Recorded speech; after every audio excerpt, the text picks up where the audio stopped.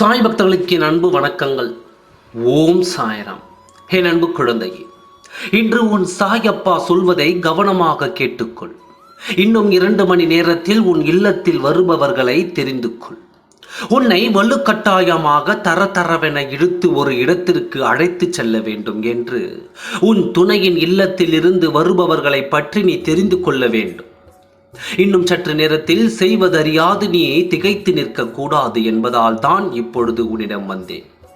என்னை தவிர விட்டுவிட்டு வருத்தப்பட்டு கொண்டு இருக்காதே. கவனமாக கேள். அவர்களும் நீ வருவாய் என இத்தனை நாள் காத்திருந்தார்கள்.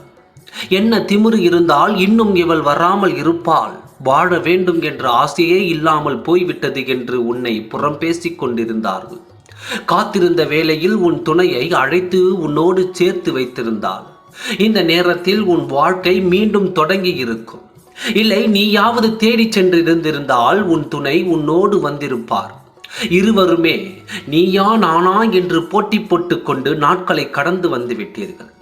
இனியும் பொறுத்து இருந்தால் பொறுமை இல்லை என்று அவர்கள் இன்று உன்னை தேடி வர காரணம் உன் துணை அங்கே உன்னை நினைத்து கண்ணீர் வடித்து கதறி வருகிறார்.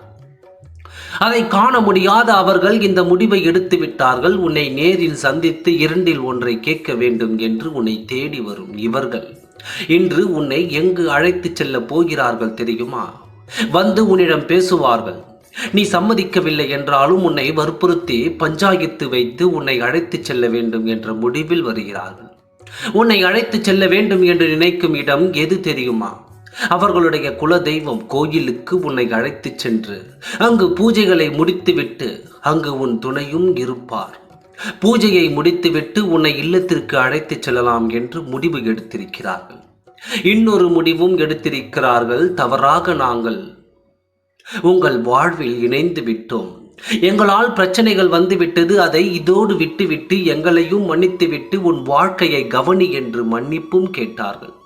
உன்னை தேடி வரும் வாய்ப்பை விட்டுவிடாதே. இதையும் விட்டுவிட்டால் வாய்ப்பு இனி கிடைக்காது. இன்று உன்னை தேடி வருவார்கள். சந்தோஷமாக இரு, தவிர்த்து விடாமல் அதை பெற்றுக்கொள்.